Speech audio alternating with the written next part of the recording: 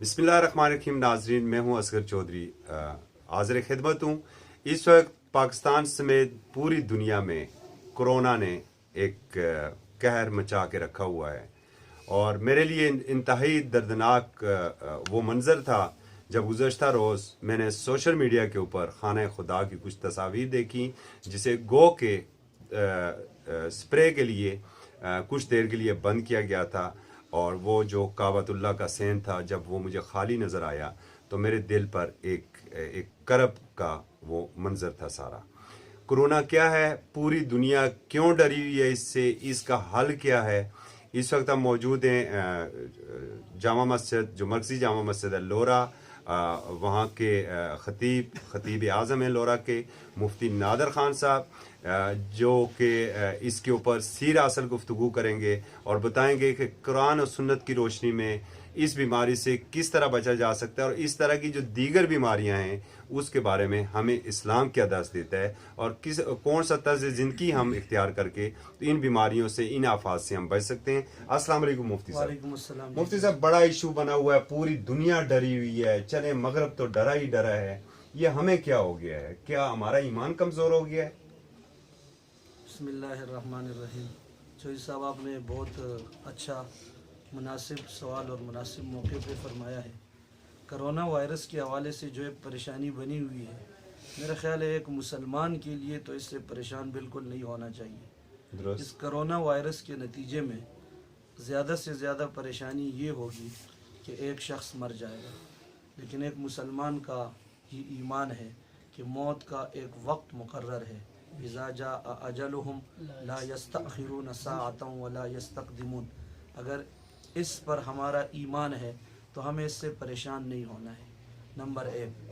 Number दो, इस्लाम का ये इम्तियाज़ है कि इस मौका पर भी अगर पहली बात तो ये कि कोई मर जाए तो उसको मरने से परेशान नहीं होना है कि एक ईमान वाले के लिए मौत तो ये कि अलमौत जस्रुन युसिलुल हबीब इलल हबीब, मौत तो हबीब को हबीब से मिलाती है, यानी इंसान को अल्लाह तक पहुंचाती है और इंसान के और अल्लाह के दरमियान एक जो मौत समझे कि एक पुल है।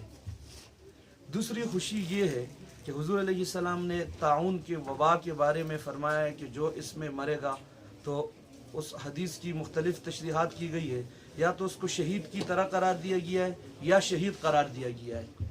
तो ये एक मुसलमान के लिए एजाज़ है। मरना तो वैसे है, लेकिन अगर इस किस्म की वबा में कोई मर जाएगा तो उसके लिए ये अपनी जगह तसल्ली की बात है कि जी उससे उसको शहादत का रुतबा मिल जाएगा और ये बहुत बड़ी कामयाबी है उसके लिए।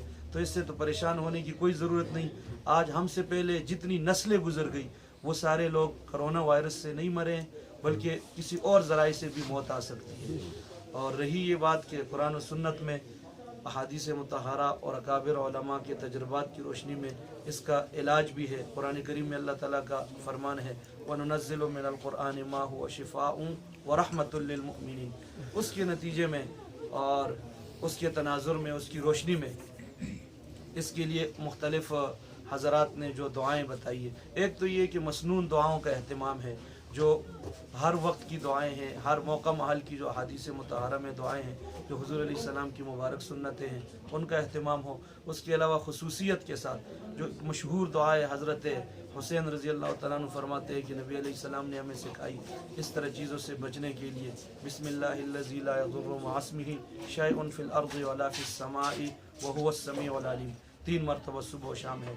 इसके अलावा हज़रत शेखुल इस्लाम मुफ्ती तकी उस्मानी साहब दामत बरकातहुमुल आलिया ने आयत करीमा के विर्द का फरमाया है और साथ उन्होंने सूरह अहज़ाब की एक आयत भी बताई है, या अहल यस्रिब ला मुकाम लकुम फरजू। और उसके साथ साथ दीगर जो अहादीस में दुआएं हैं, एक दुआ हदीस में सुबह शाम की आई है, अल्लाहुम्मा इन्नी अऊज़ु बिका मिनल बरस वल जुनून वल जुज़ाम व मिन सय्यिल अस्क़ाम, अल्लाहुम्मा आफ़िनी फ़ी बदनी, अल्लाहुम्मा आफ़िनी फ़ी समई, अल्लाहुम्मा आफ़िनी फ़ी बसरी, ला इलाहा इल्ला अंता। इस दुआ का अहतमाम। और एक दुआ जो बहुत मुजर्रब है, जो सुन्नत भी है कि किसी को किसी तकलीफ़ में देखो, किसी मुश्किल में, किसी बीमारी में, तो ये दुआ पढ़ी जाए, अल्हम्दुलिल्लाहिल्लज़ी आफ़ानी मिम्मा इब्तलाक बिही व फ़ज़्ज़लनी अला कसीरिम मिम्मन ख़लक़ तफ़ज़ीला। उलमा ने इसकी फ़जीलत اور اس کا فائدہ یہ بیان کیا ہے کہ جو شخص کسی مسلمان کو کسی انسان کو تکلیف میں دیکھے اور یہ دعا پڑھ لے تو اللہ تعالیٰ جو مصیبت اس نے دیکھی ہے جو بیماری اس نے دیکھی ہے اور اس پر یہ دعا پڑھی ہے اس دعا کی برکت سے انشاءاللہ یہ دعا پڑھنے والا اس بیماری اور اس تکلیف سے وہ محفوظ رہے گا. تو یہ دعائیں ہیں اور ان دعاؤں کا ہم نے اہتمام کرنا ہے. اس کے علاوہ حضرت شیخ الاسلام نے بھی اپنی گفتگو میں اس کا حوالہ دیا کہ جو تدابیر ہے طبی تدابیر ہے وہ بھی اسلام کا ایک طریقہ ہے کہ دعاؤں کے ساتھ ساتھ وہ ان تدابیر کی طرف بھی جائے صدقے کا اہتمام کرے. تو یہ ساری وہ چیزیں اس کے ساتھ جو ایک طبی ماہرین یہ بھی کہہ رہے ہیں کہ آپ جب بھی گھر میں آئیں اپنے ہاتھ دھوئیں اور کچھ دیر بعد اپنے گلے کو تر کریں. جو ہم وضو کرتے ہیں دن میں ہم 5 وقت وضو کرتے ہیں اور غالباً ہم پورے ہاتھ 3 مرتبہ دھوتے ہیں.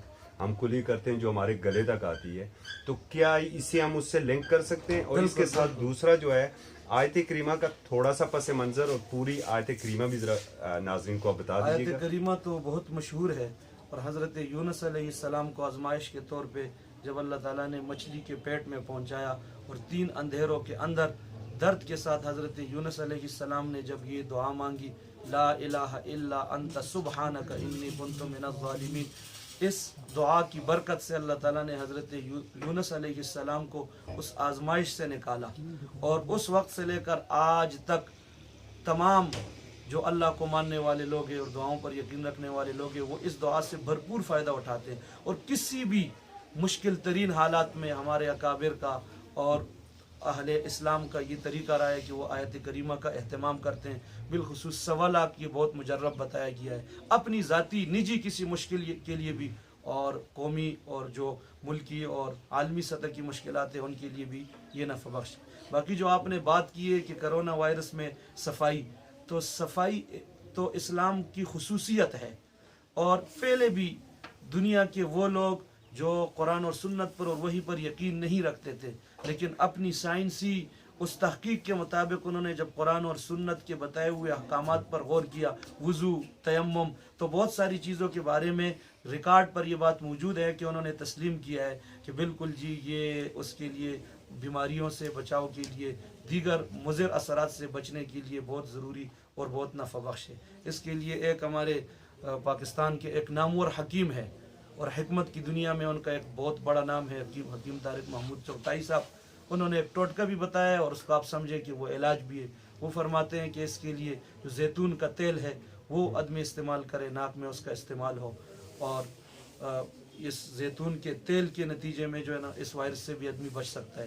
وضو وہ تو پہلے سے یہ بات تسلیم شدہ ہے تو ایک مسلمان کو یقیناً اگر ان چیزوں کا اہتمام ہے تو اس سے بالکل پریشان نہیں ہونا چاہیے. مفتی صاحب آپ نے دیکھا گزشتہ دنوں جو آسٹریلیا کی جنگلات میں آگ لگی پوری دنیا نے بھی مل کے وہ آگ نہیں بجھا سکے اور وہاں کے حکمرانوں نے مساجد میں آئے اور انہوں نے اپیل کی کہ آپ کی جو نماز ہے وہ آپ نماز وہاں پر پڑھیں اور نماز استسقاء جب ادا کی گئی تو بارش ہوئی اور وہ آگ بجھی.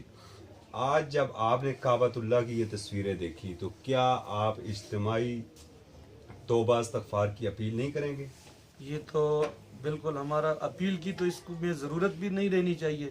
ایک مسلمان کی حیثیت سے ہر ایک مسلمان کو یہ دکھ اور درد محسوس کر لینا چاہیے کہ ایسے مشکل موقع پر ہمیں اللہ تعالیٰ کی طرف رجوع کرنا ہے اور اللہ ہی کی ذات سے سب کچھ ہوتا ہے, اللہ کے غیر سے کچھ نہیں ہوتا ہے.